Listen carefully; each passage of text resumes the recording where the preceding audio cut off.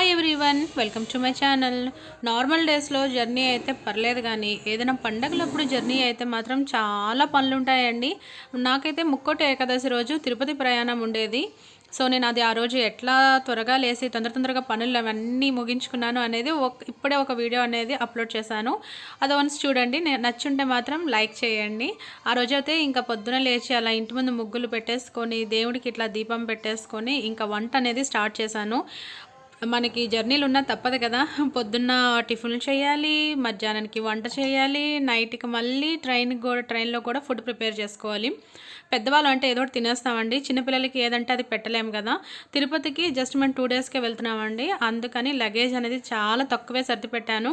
And వచ్చేటప్పటికి ఇబ్బంది అవుతుంది అనేసి మొత్తం ఇల్లంతా క్లీన్ చేసి పెట్టాను, ఎందుకంటే భోగి రోజు రిటర్న్ రావాలని.